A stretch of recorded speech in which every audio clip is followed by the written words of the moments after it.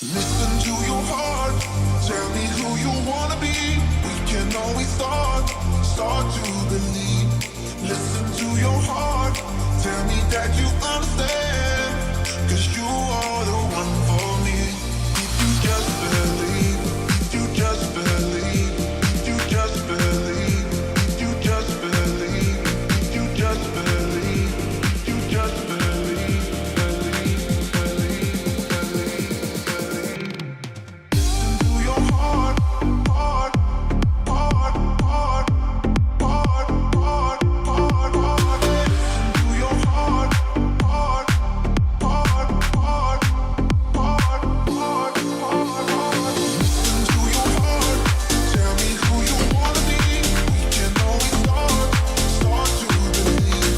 Listen to your heart, tell me that you understand. Cause you are the one for me. You just believe. You just believe. You just believe. You just believe.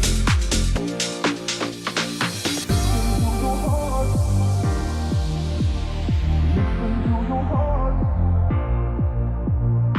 Listen to your heart. Listen to your heart. Listen to your heart. Tell me who you wanna be. We can always start to believe. Listen to your heart. Tell me that you understand. Cause you are the one for me. If you just believe. If you just believe. If you just believe. If you just believe. If you just believe. If you just believe.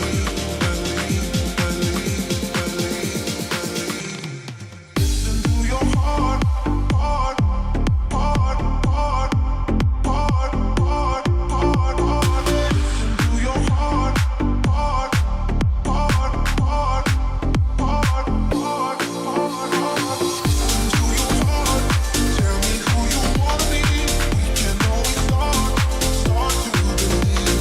Listen to your heart, tell me that you understand. Cause you are the one for me. You just believe. You just believe. You just believe. You just believe.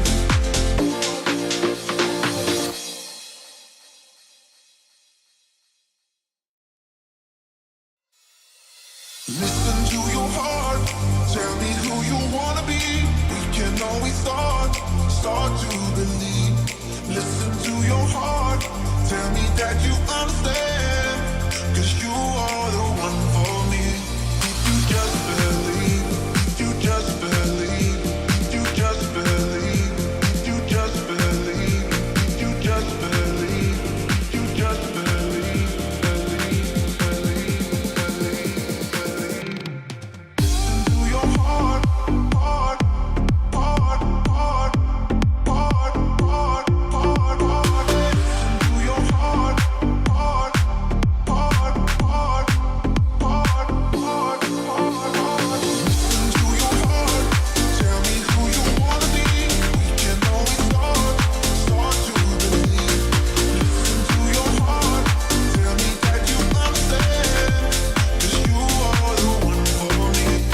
You just believe. You just believe. You just believe. You just believe.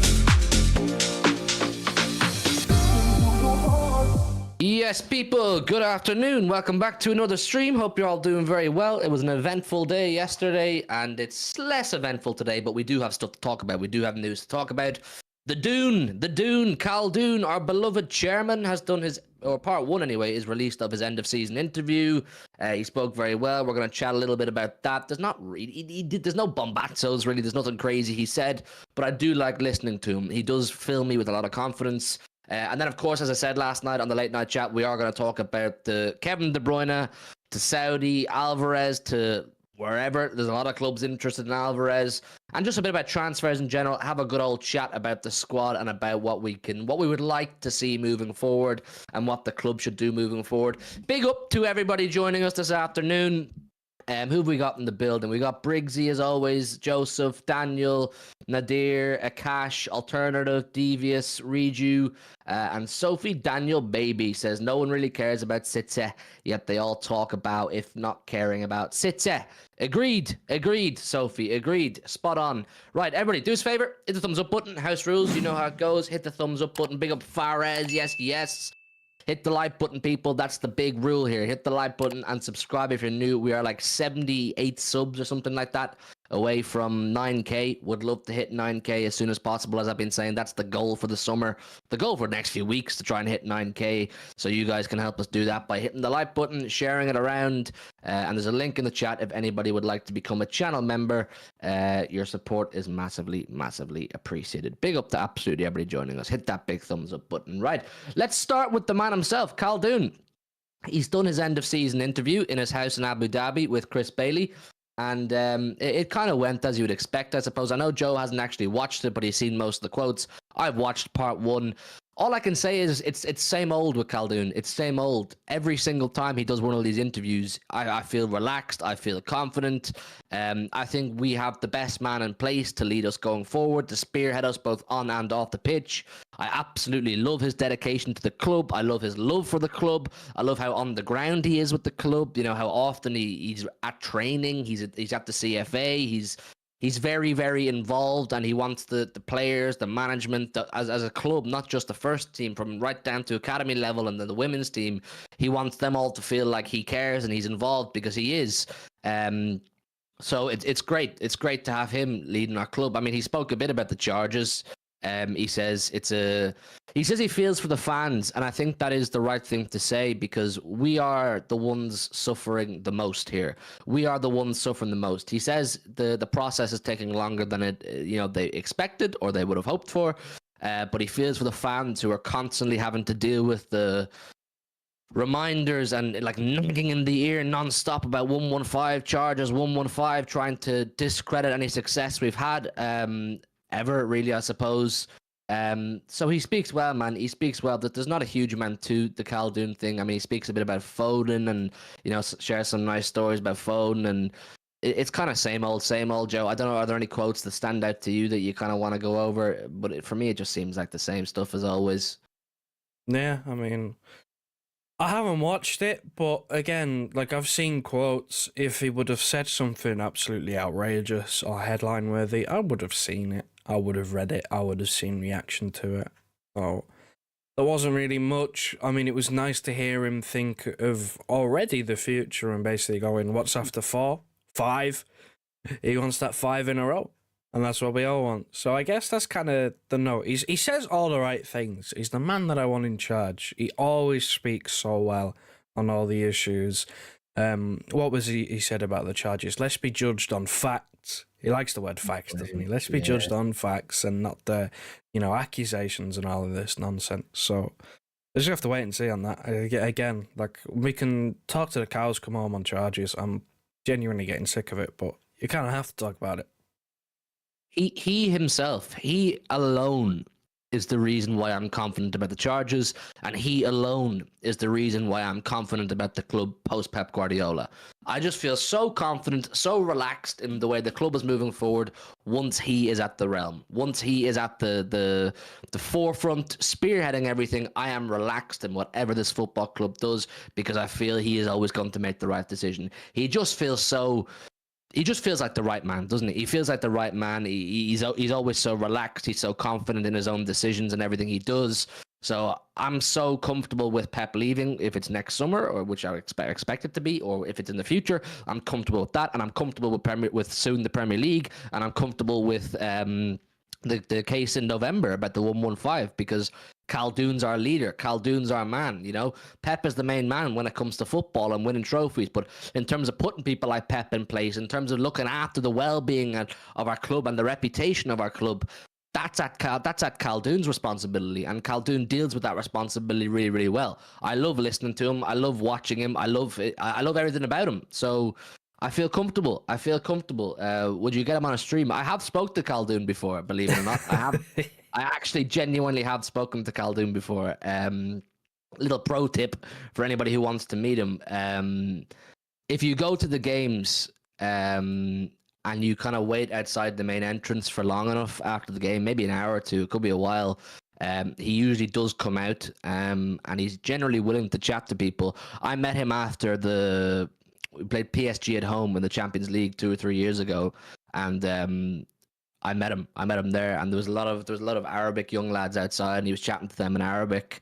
I was just chatting to him. We didn't know about the charge scores at the time. I was just chatting to him. I think I mentioned Haaland or something like that to him. And he just he chats away. He's friendly. He doesn't give you much, like, in terms of inside information, but he's very friendly. He wants a relationship with the fans.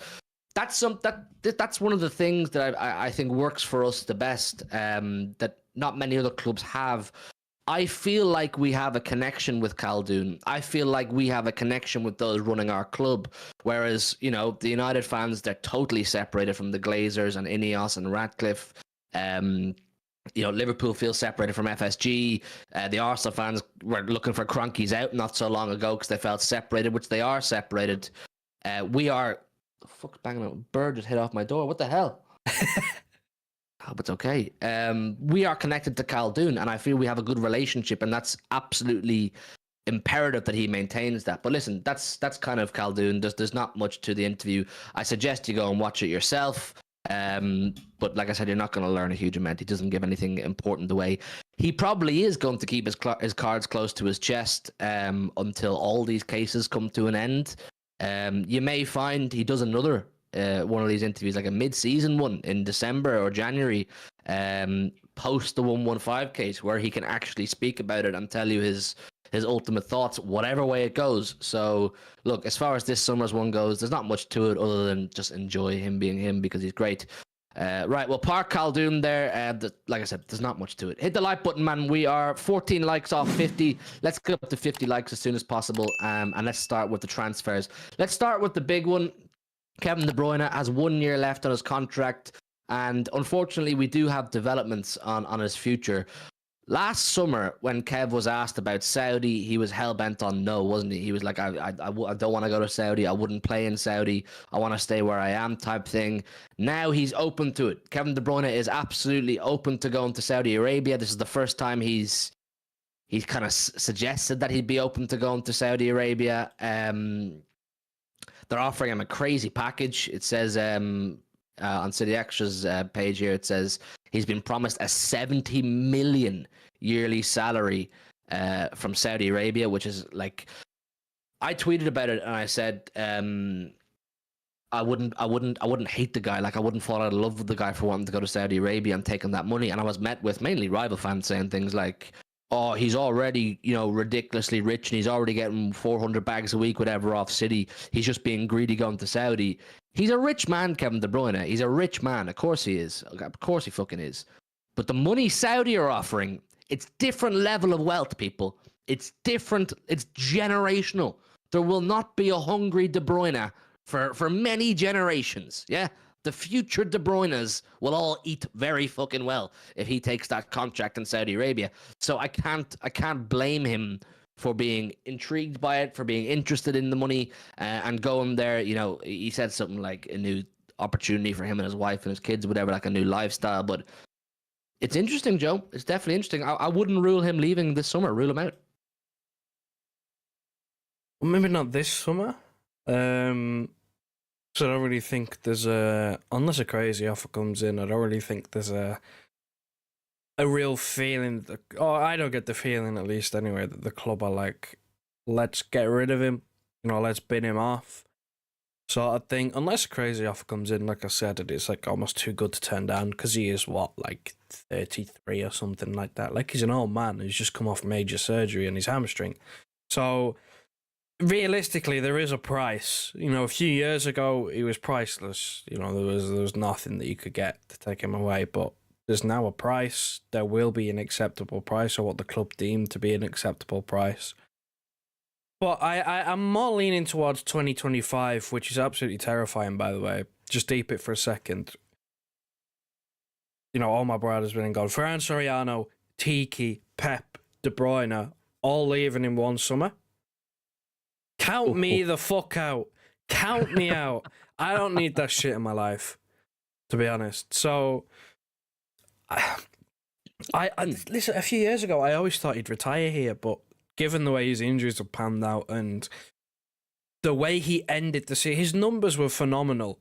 But in terms of his performances, especially in, you look at some of the bigger games, hooked at Anfield, hooked in the FA Cup final, those are regular occurrences. And I've been speaking recently about the potential of him taking up a Modric-type role of where he's on the bench for a lot of games. He's coming on for 30-minute cameos at the end. He only starts, a few games. You pick and choose the ones that he starts. That's the sort of role that I envision for him. That's going to be best for not only him, in terms of trying to prolong his career and, get the best out of him over the course of a season, but it's also going to be the best for us because he just can't play 90 minutes game in, game out. He just can't do that anymore. He just doesn't have the legs to do it anymore. So I suppose it really depends on what he wants. Is he going to want to accept that sort of, bench role? Because I'll tell you one thing, he's far too good for the Saudi Pro League, the state of the Saudi Pro League as of right now. That's early in development. He is still far too good to be playing in that. He still has so much more to give. But he just needs, again, the refinement. He needs the right role. Will he accept that role? Will he accept being, not playing every week, not starting every week? I think he would. But, for how long does he keep this off? Because I know he's on like 400 grand a week and he's one of the highest paid players at the club, but still, that is generational wealth that's just sat on the table. See, we as a fan base need to separate ourselves from our love for Kevin De Bruyne and what's best for the football club moving forward. And look, we haven't always felt it was the best time for certain players to leave. Like, I would have liked another year or two of David Silva. I would have liked another year of Vincent Kompany. Fernandinho, you could probably argue, was the right time to go. Aguero maybe could have played another year, but at a similar role to Kevin De Bruyne. He's a bench player, he's an impact player, but he was dealing with a lot of health and physical issues at the time, Aguero. But you know what I mean? Put them aside, he may have been able to play a little bit longer, but the club always made the decision. The club always said, no, it's best for you to go now. Either on a free, like, we will let you go gracefully, or else we're going to cash in type thing. And if you can get, I don't know what Kevin De Bruyne would be worth with 1 year left on his contract. I mean, what kind of numbers would you be asking for to sign Kevin De Bruyne? I really, really don't know. It would have to be high. Like, what was it, the headline that I saw the other day? Casemiro. The Saudi League coming and trying to offer about 80, 90 million for Casemiro. But at minimum that for Kevin De Bruyne, if that's what they're going to offer for Casemiro, I'm sorry, fucking hell. Like, Casemiro's got 3 years left on his contract and he's completely finished. And there's talk of 80 million. Are you joking? If I'm saying that as City, I'm going, triple digits, 100. 100 is yours. Well, that's what I was at. That's what I was at. I was going to say, if you want Kevin De Bruyne, you give him his generational wealth and you give us 100 million. That's where I'm at. I think I would accept 100 million for Kevin De Bruyne this summer. I think that's where I'm at. I think I would actually accept 100 million for Kevin De Bruyne this summer, and reinvest that where needs be, especially if he's thinking about it. I mean, the quote here is, if I play there for 2 years, I'll earn an incredible amount. I had to play 15 years for, I may not even reach that amount. So it kind of, you know what I'm saying? He's kind of like, fucking hell, my hamstrings are pretty fucked. My ankles are pretty fucked. I saw the way the back end, the end of I saw the way the back end of the season panned out for me in terms of, playing week in, week out. I'm clearly physically not able. Would it be the right thing for me to do to bow out after a fourth in a row and take 70 M's a year wages? You can't blame the guy for that. But my thing would be, City should only do it for 100 million or more. 100 million or more. Because at this day and age, is Kevin De Bruyne for one more season worth 100 million to us? That's the question. Is Kevin De Bruyne for one more season, for a fifth in a row, another crack at Champions League? Because he'll play the big Champions League games, of course he will. He'll play the big Premier League games, but outside of those, I would imagine he'll be a bit part player. Like, he'll be a sub, or he won't play the odd game or here and there. Is he worth 100 million to us for one season? That's something you have to think about, Joe. Well, you'd say potentially because, again, even though his performances lacked, his output was still just absolutely outrageous. He's a machine. Like he should not have got the output that he got in half a season.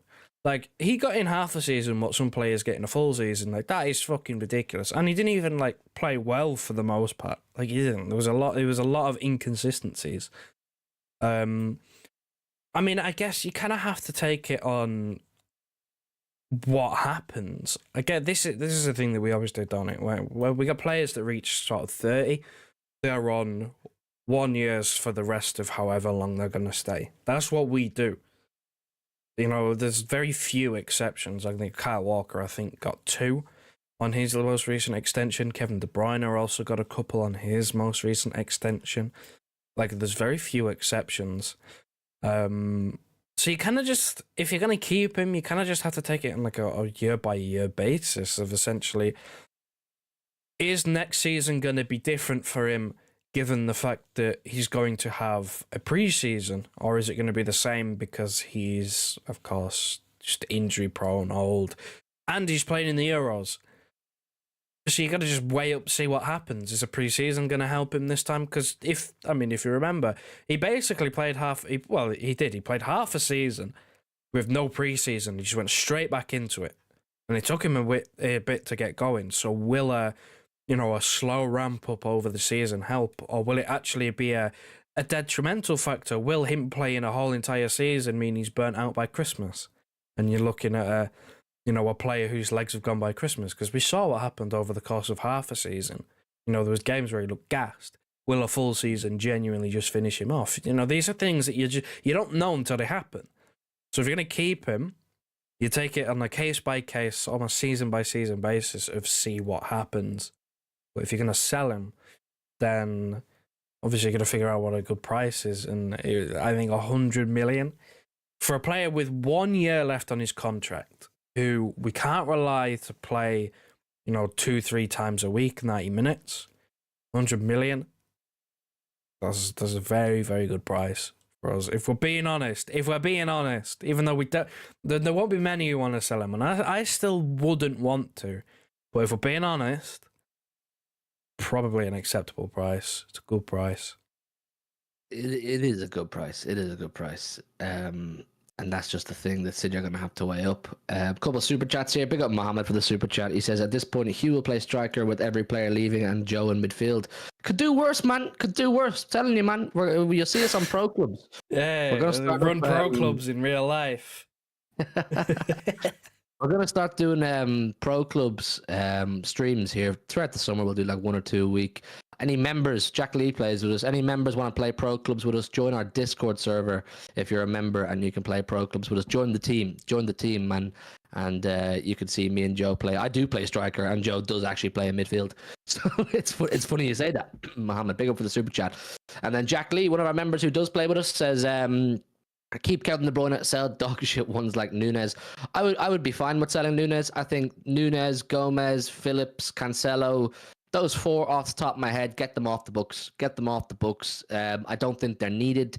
I think, look, if we are going to sell Kevin De Bruyne, I want a big statement signing. I think allowing a big statement player to leave, you need a big statement signing to come in and fill that void. I'm looking at a Musiala there. I'm looking at I don't know who's out there that you could even go and try, but that's up to the club. I'm looking at someone like Musiala and saying, you're going to come in and you're part of the next generation. I want a big statement if we're going to let Kevin De Bruyne go. If we're going to keep Kevin De Bruyne, I still want big transfers. I said I demand Bruno Guimaraes. I think he has to be got. I think Bruno Guimaraes has to be got. But if you're going to let Kevin De Bruyne go, I think you have to go and replace him with someone big. I don't think Musiala's out of the question.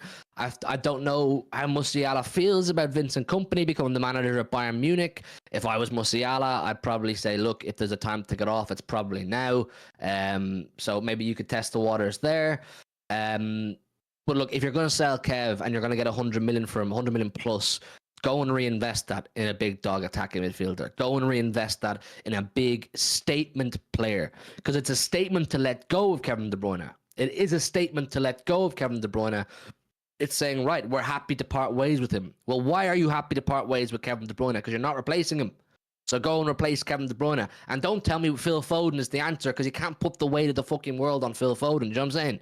You can't say, right, Kev's gone. Phil, you are now 3 times a week, 90 minutes, playing every single game, and you must pick up the goals and assists that Kevin De Bruyne leaves behind. We need players who are going to come in right here, right now, deliver GNA if you're going to let go of Kevin De Bruyne. I'm not talking like an Eze. I'm not talking like an Olise. I'm not talking one of these players who may take a bit of time to adapt and get up to the level of Man City, because they would. They're good players, Eze and Olise, but they would take time. I'm talking about a player who's going to come in right fucking now and cook if you're going to let go of Kevin De Bruyne.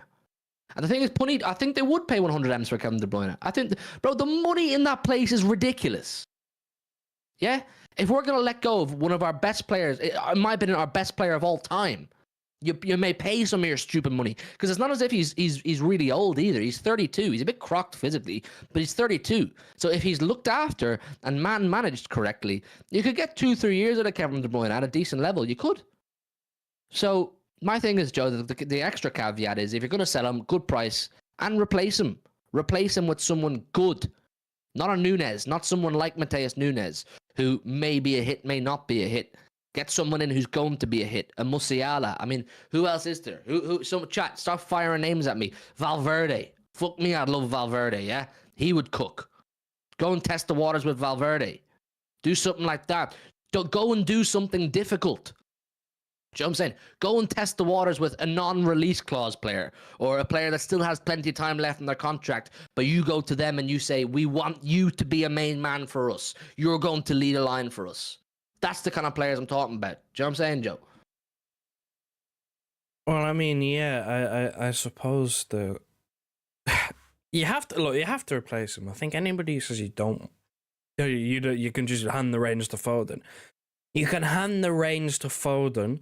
You still need to replace De Bruyne, because what about Foden getting injured, or Foden getting tired, or, other positional needs? You can rely on Foden. We know we can rely on Foden. But, what about these other circumstances? We still need a backup, or a player who can play instead, or with Foden. We still need that player in the squad. You can't just have one player for that position and that's it. You need someone else. So you need to sign someone, and if you're losing a player of, the output and the quality of Kevin De Bruyne, it needs to be a big dog. It needs to be a big dog player, because, you're not losing a Kovacic, right? Even as much as I love him, a Gundogan who kind of went about his business, chipped in most weeks, did his thing, very consistent player. This is not a Gundogan situation where you can potentially get off of replacing him with, maybe a more of a project player. This is your club's greatest ever player. You need to replace him properly. We can't afford to be having another Nunes. I still like Nunes. I still think there could be a role. But I am also in the camp of, if you don't have a set role, if there's not a plan, just get rid of him. Because I'm not going through fucking stage 1, stage 2, all these phases to try and get him in the team. It's not worth it. You just move on. It just didn't work. So we need a player who's actually going to have a role, and then we're not going to have to phase in. And it's going to click pretty much straight away. Not many players click in their first season. They don't. So maybe you can allow a little bit of inconsistencies.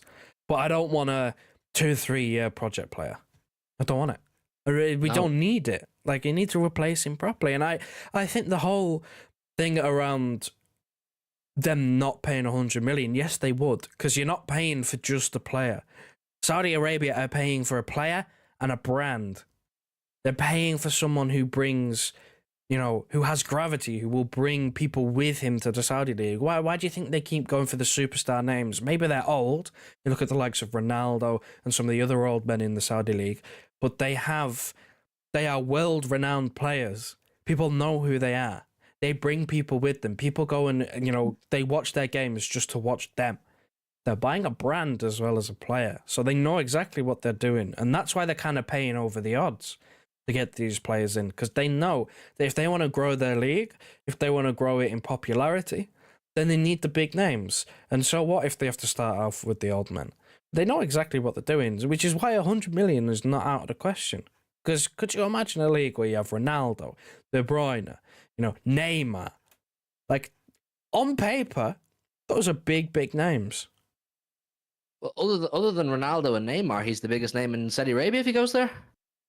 He's the biggest name commercially. He's the biggest name in Saudi Arabia, other than Ronaldo and Neymar. So you may pay for his commercial assets. You may pay for his image rights. You may pay for everything if you're taking Kevin De Bruyne, because you're not just. It's not just the player you're losing at Manchester City, bro. Kevin De Bruyne sells crazy amounts of shirts. Kevin De Bruyne will bring in extra money for sponsorships.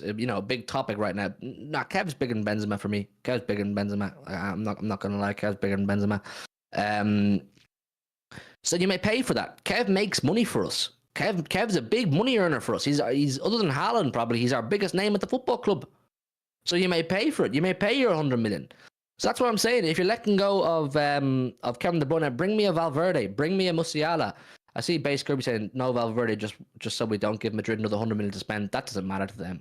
If Madrid want to spend 100 million, they'll spend 100 million. There's no bank in Spain that's going to bounce a check off Real Madrid. If they don't, if it's not about them earning to spend. If they want to spend, they will spend. You know what I'm saying? As they've proven many times before.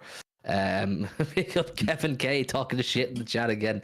Good to see you, Kevin K. Kevin, become a channel member while you're here, man. If you're going to give your input, become a channel member. It'd be great to have you on board. You can play pro clubs with us as well. But yeah, bring me a big dog name. Bring me a big dog name. You're not going to get Verts. You're not going to get Verts. He's going to stay where he is, or else he's going to go to Bayern Munich. I think next year is probably the idea. But look, Odegaard, imagine Odegaard. That would cause... Odegaard's a better shout than people saying Olmo. I don't know what anybody who shouts Olmo has seen from that guy to suggest that he even has the fucking minerals. I don't get the fucking hype around it. I really don't get Danny Olmo as a suggestion. I don't get it. There's this one clip that I see every time I see his name brought up, and it's like goal he scored against Bayern at the start of the season, just gone. Yeah, great goal. Mate, honestly, I don't see it with Danny Olmo. I really don't know what people see in this guy. No, Danny Olmo's not for me. He's a good player. He's fine for Bundesliga, and he had the odd decent Champions League performance. He doesn't hit for me. I want a Musiala or a Valverde. They're my two names. That's my shortlist, Caldoon. That's my shortlist. Go and make it happen, essentially. But look, if Kev is to go, like I said, he has to be replaced. I don't want Kev to go. We've had this conversation time and time again. I think there's a role in the squad for Kevin De Bruyne, a very important role, but a less featured role, if that makes sense. Just less game time, but we're more careful in our selection of his game time. But look, that's Kevin De Bruyne. Right, let's move it on to Julian Alvarez. Reminder people, hit the like button, man. Hit that thumbs up button. Subscribe if you're new. And there's a link in the chat if anybody wants to become a channel member. Jason says, you wasted 100 million on the flop Grealish. Why don't you use him instead of splashing another 100 million? You are deluded if you think Valverde will leave to come to your plastic club. I don't even know where to start with that, Joe. I'm not going to lie. I don't even know where to start with that. 100 million flop Grealish. You mean 100 million treble winner? Jack Grealish. Get your facts right first. He's not a flop. You see him for England the other night. Probably not, because nobody watches us because we're shit. But he came on for half an hour and changed the game. Got an assist. Played a part in the third goal as well. You're trying to say it's a flop? I don't think, right, you can class Jack Grealish as a flop based on the price tag when we paid 100 million for a guy who's won 3 Premier League titles. No, you can't. I don't know how you can call it a flop. And I would like to see Jack Grealish play in midfield, but it's just not going to happen, is it? It's just not going to happen. Pep insists on playing him on the left. I would like to see him in the middle. And means we'd have to sign a winger, though. Means we'd have to sign a winger, and what winger out there is there? Like Rodrigo, Real Madrid aren't going to sell to us. You look at Elise project. I still would really like Elise, right? But it's another kind of might take a couple of years. Not something we can really afford. I think Eze again is even more so a project. May take a couple of years. Not even really a wide player, Elise. Eze. Elise is, but he's wide right. Like we need wingers, and we don't have wingers. I know we have Doku, but then you got Oscar Bob, and maybe Savio if he sticks about. Not really the most confident striking options out there, to be honest. The market's shit, man. The market's shit for everything. Players, managers, everything is just totally on its ass. The market's shit. The market's shit. That's just the reality. So that's why I'm looking at players like Valverde, like Musiala. I am convinced you could tempt Tchouaméni or Valverde to come to Manchester City. I'm convinced. With the more players Real Madrid keep stacking into their attack and their midfield, they're going to have to start letting go of players, man. They're going to have to start letting go of players. And I'm saying these players, we should make Manchester City their destination if they're to leave. I think you could get Valverde to Manchester City. I don't know who you support, Jason Blue. It's ironic that your name is Jason Blue. I don't know who you support, but I guarantee our club is more appealing than yours. Unless you are a Real Madrid fan, and I don't know if there's any Real Madrid fans called Jason Blue, we are more appealing than your club. I guarantee you that. So you're just going to have to accept that, mate, that Valverde would come to us over you. Right, let's move it on to Julian Alvarez. Tommy has spoken about him. I like listening to Tommy with these kind of things. He says Alvarez has bigger clubs than Atletico Madrid wanting him this summer. PSG, Real Madrid, Bayern. It's likely City will cash in if someone offers 80 million. It's interesting Real Madrid are in there, isn't it? I wonder, could you get a little swap deal for Valverde? Do you know what swap I'm looking at? What? Musiala. Bayern. Musiala. Bayern. Before we talk about that, Joe, I'm going to tell you right here, right now, I am open to selling Alvarez. I think we can do better than Julian Alvarez. I really believe that. And I don't mean that as a backup striker. I mean that as a squad player, which is exactly what Alvarez is. Alvarez is a player he's a backup striker. He's a midfielder at times. He moves about. He's played in the wing at times. If we're going to go just get a versatile squad player who can play an array of positions, I think we can do better than Alvarez.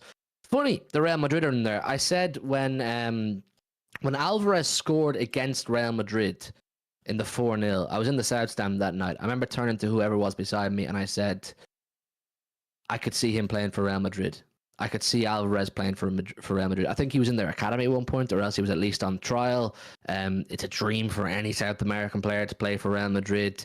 He's not going to. He wants to be a number 9, doesn't he? He wants to be a striker, and he's not going to stick around as Haaland's backup forever. It was always inevitable that Alvarez would want to go somewhere and be the main man. Whether it's Bayern, whether it's PSG, it won't be Real because they're too stacked. Bayern or PSG. Well, at Bayern, they have Harry Kane as well. PSG, he could go to PSG and be the main man there. But it was always inevitable when we had Haaland and Alvarez that he would want to go, because Haaland's always going to be the favourite, isn't he? I don't dislike Alvarez. I like Alvarez. I mean, what is it? Someone says in the chat here, 32 GNA, we need that replaced. Is that what he got this year? That's very good. That's really, really good. I get that. But I still would be open to selling him. For 80 million, Joe, I'd be happy to sell Alvarez. Well, I think Herbal says it best for me. I'd rather we sell him than watch Pep try to shoehorn him in midfield for another season. That's exactly where I'm at. If Pep dreams of selling Kevin De Bruyne and his replacement is Alvarez in midfield, I'm done. He's not a midfielder. He's not. We saw that enough this season. He's not a midfielder, Joe. He's completely lost in midfield. Like, he just doesn't know what to do. Like, I think it was... Oh, was it Joe Butterfield on Twitter said it as well, and I totally agreed with him when he was talking about Alvarez's role. He's a very good number 9. And he can play in midfield, and he won't perform well as a midfielder, but he'll get you decent output from a midfielder, if you get what I mean. Like, he won't do the things in midfield that you'd expect him to do, that you'd expect a normal midfielder to do, because he can't do that. He's a number 9. But what he will get you, if he plays in a number 10, is he'll get you output. He will chip in. It just won't be like the greatest of overall performances from midfield, because that's not what he's good at. And I think that's kind of the stage we're at, where he's not good enough to be the main number 9, because we've got Haaland.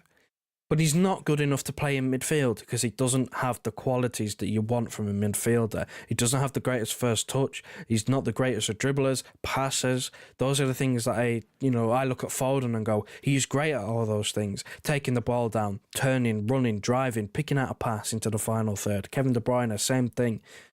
Picking out a pass. Alvarez isn't good at that. He's not. But what he can do is he can put one... I mean, half the time it goes into Rosette, right? But he can thunderblast one into the top corner. That's what he can do because he tries to roof it. Like he could score from outside the box, inside the box. Like he's very good at that sort of stuff. So he'll take replacing because I think, again, we saw it with Gundogan and Mahrez when we basically let, 40 GNA, 40, 50 GNA walk out the door for pretty much nothing and replaced it with Doku, Kovacic and Nunes. Didn't really go to plan, did it? Didn't really work because we didn't replace the output of those players with output from the new players. Maybe we'll get some output from Doku in a few years. But that's about it. I don't have any hope whatsoever of Kovacic getting any, increased numbers. I don't really hold much hope for the future of Mateus Nunes as of right now. So if we're going to sell, look, again, I'd be open to it because 80 million, or if you can find a way to do like almost a swap to get a player that more suits what we need, like a Musiala or, a Rodrigo or a Valverde or whoever it is from Real Madrid, if they come knocking, then I would do it because it more suits what we need. Of course, then you obviously have to ask the question of, do you get another backup striker? Is there another backup striker? Because Haaland has his injury problems. If he gets injured, do we just go back to false nine? And, who goes up front at that point in time? So it's an interesting one. I wouldn't necessarily be against it, but it just takes the right replacing. Because if he got 32 GNA, that's 32 GNA that needs replacing. I mean, we all remember when Kevin De Bruyne was out for the first half of the season, and then Haaland got injured for those 2 months. How important was he? No, I know. He does need replacing. I like Alvarez. I do like Alvarez. Wagwan Donna Cullen, good to see you. Guys, hit the like button, man. 100 people in the building, 15 likes off 100. Smash a like, subscribe if you're new. We're about 60 away from 9k. Would love to hit 9k soon, man. Would love to hit 9k soon. But look, with Alvarez, Sam Lee says here, are right wingers on Man City's agenda this summer, considering that is where they intended Jeremy Dockett to play, only to see him thrive on the left. So City have work to do. Midfielders, wingers. If Alvarez go, you probably need another striker.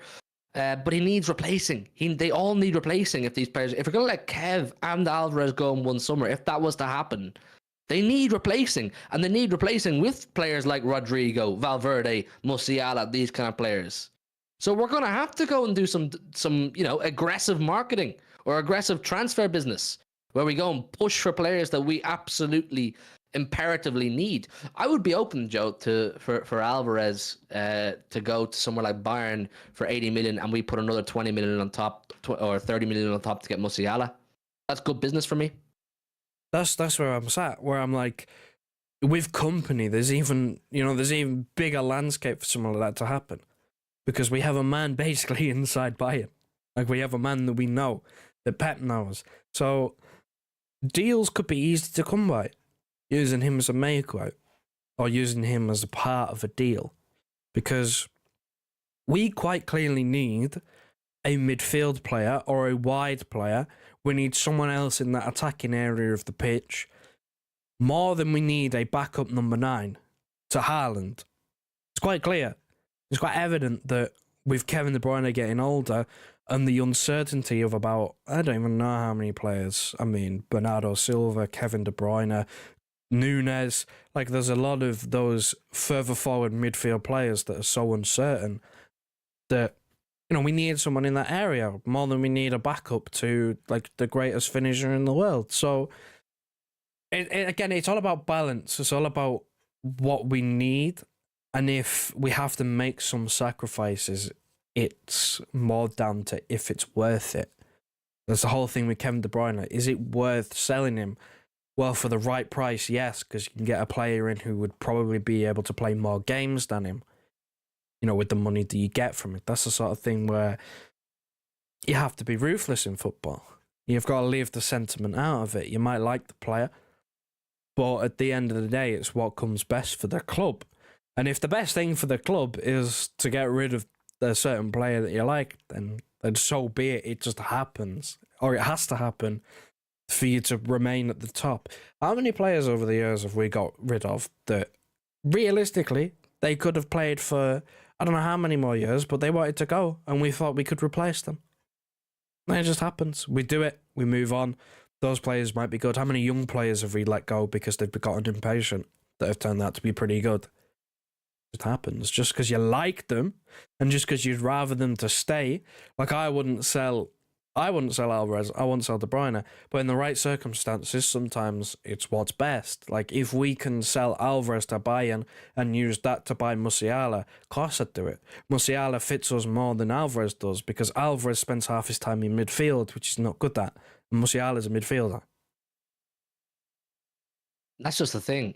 If we go and sign a big dog midfielder to either replace Kevin De Bruyne or just add to the squad in general, and Haaland stays fit for most of the season, which is a possibility, of course it is, to Haaland have a good season of fitness. Where's the football for Alvarez? Do you know what I'm saying? Where's the consistent football for Alvarez? And then from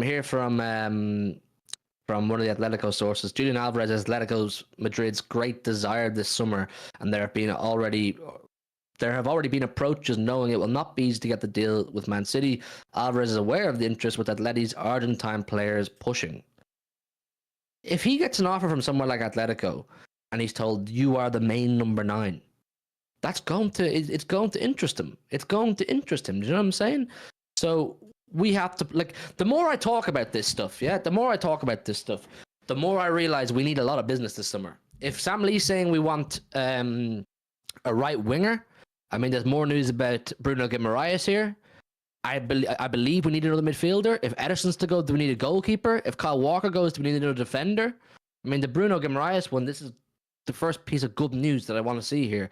Man City remain the most likely destination for Bruno Guimaraes if he's to leave Newcastle this summer, and are currently the only club contemplating triggering his 100 million release clause or offering a similar number to it. Good! Make it happen. Bring Bruno, pay the 100 million, and bring Bruno. That's the first piece of business that should be done.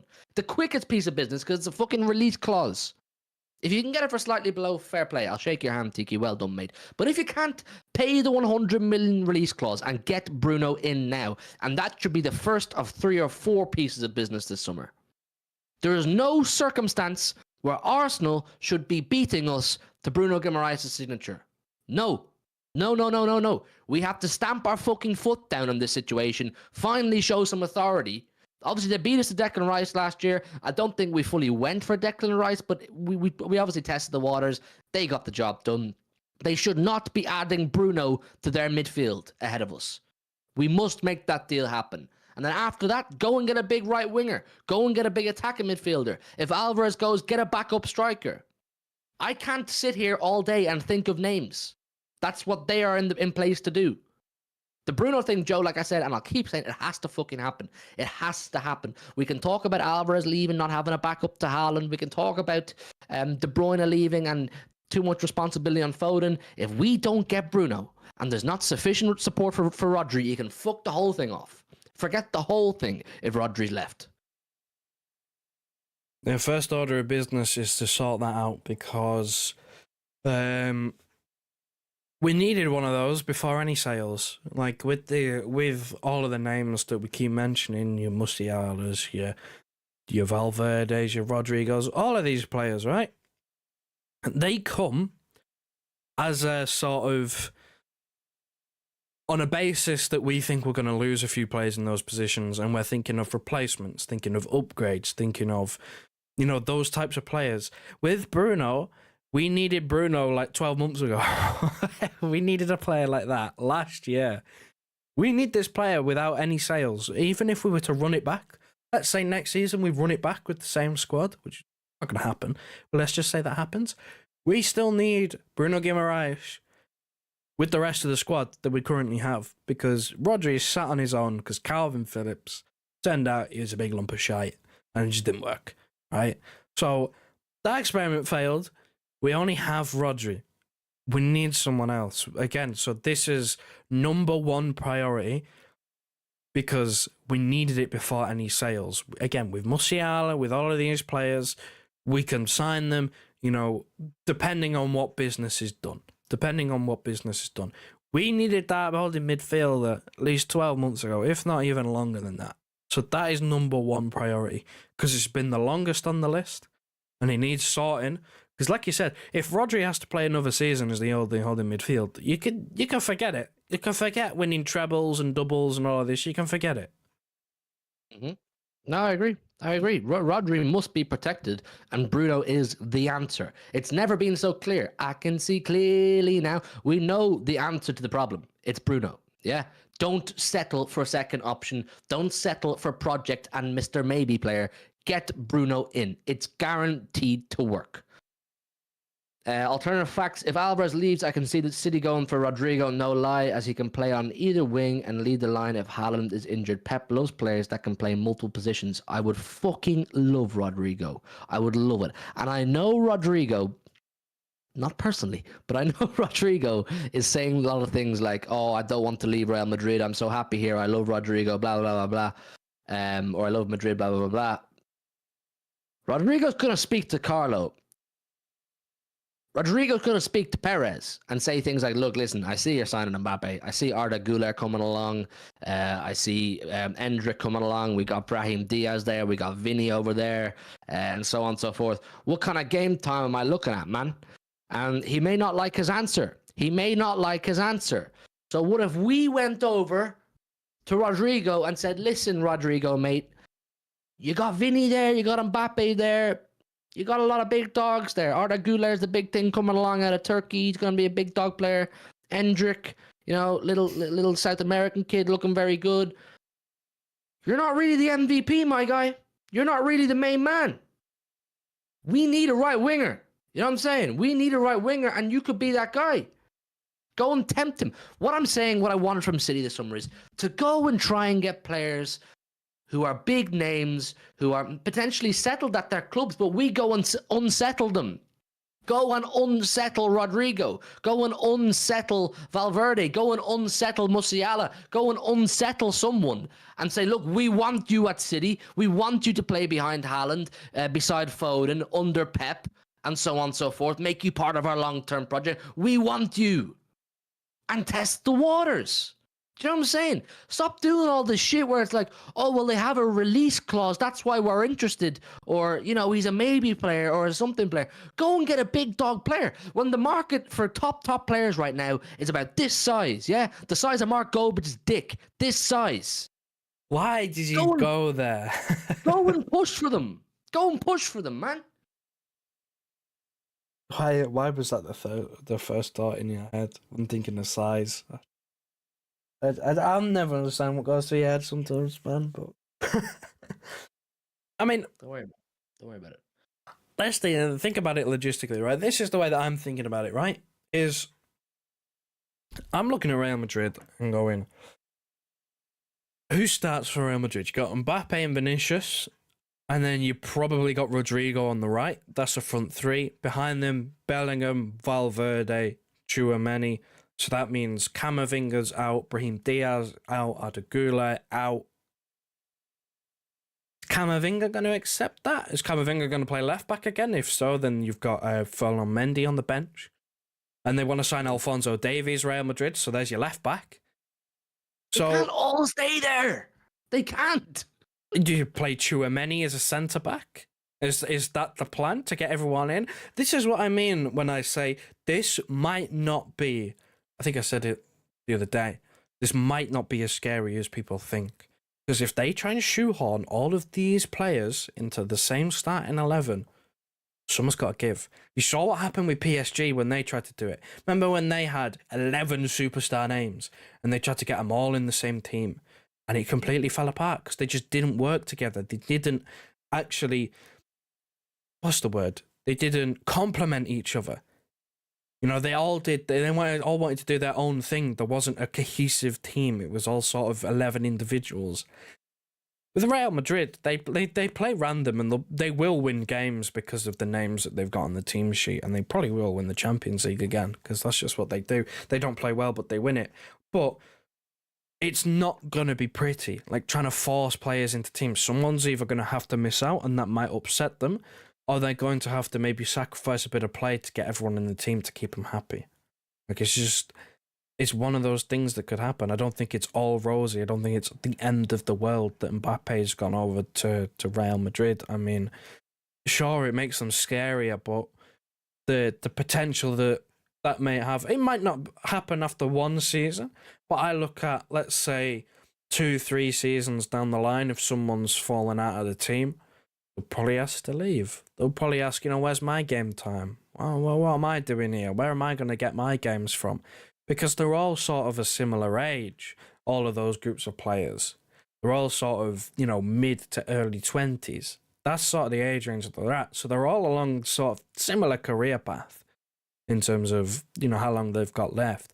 They're not going to accept a bench role. Some of them have got international teams that they want to get into or want to, start for, want to play for, So it's something that we should probably try and do is unsettle some players, because we deal with it all the time, don't we? Our players becoming unsettled. Look at Barcelona. How many times have Barcelona come and started chatting to one of our players and they've had their heads turned? How many times has that shit heap of a club come in and tried to ruin things? So many times. Bernardo Silva is still ongoing. Eric Garcia, Ferran Torres, Cancelo. I mean, Cancelo was already going to be out the door because of, his attitude and all the things around that. But the rest of them, like, they do it. They're specialists in doing that at Barcelona. Why don't we try and do the same tactic? We never seem to try and shake things up. The only shaking things up we do is legally and trying to charge people and trying to do court cases. That's the only shaking up that we decide to do. Why don't we do that with signing players? Have the same energy for signing players. Because we need a big summer. We have to have a big summer. There needs to be improvements, because right now there's a long list of players that could be out the door, might be out the door, will be out the door. There's an expanded football calendar as well, so we're going to need to just pad out the squad. So something that we should probably try is seeing if we can unsettle someone into asking to leave, or, maybe making them think about leaving, because the market right now for everything is absolutely atrocious. Like, there's a few names, a couple names that are kind of unachievable, or we think that at the moment aren't really gettable players or managers. And then after that, it's just it's a load of mid. Like, we go from Musiala, when people speak about attacking midfield, it's like, Verts, Musiala.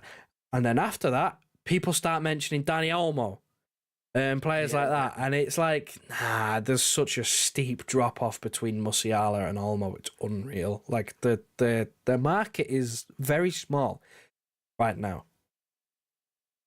It is, which is why City need to go and ruffle feathers. That's my point. City need to go and ruffle feathers. I mean, I see a lot of you pinning your hopes on Savio and Oscar Bob and that. That's not fair, man. They're both 20 years old. Savio's predominantly a left-sided player anyway. And Sam Lee says City are looking for a right winger. I don't know. Will Pep make him play on the right? I don't know. But he's 20. And he's coming from Girona to the Premier League winners. It's a massive step up and a massive expectation on him to come in. And that's not what I'm saying. What I'm saying is gets 2 or 3 right here, right now players. Musiala's, Valverde's, Rodrigo's, fucking Bruno. Like I said, get some of these players in, because it's needed. It's absolutely needed right now. But listen, we're going to wrap it up there, people. It's been a very good show. I don't know, we'll be back with a late night chat tonight. I don't know if anything breaks, we'll be back with a late night chat. If not, we're back tomorrow at 7:30. Different time to usual, 7:30. With Briggsy, with Bevo, with Luke, and with Tone for a panel show. So I'm looking forward to that. Make sure you're all subscribed. Like I said, we're about 60 or 70 away from 9K. Dying to hit 9K. We'll have a big party. And hit the like button on your way out. Subscribe if you're new. And we'll see you tomorrow for the panel show. In a bit, boys. Wrap her up, Joe. Listen to your heart. Tell me who you want to be. We can always start to believe. Listen to your heart. Tell me that you understand.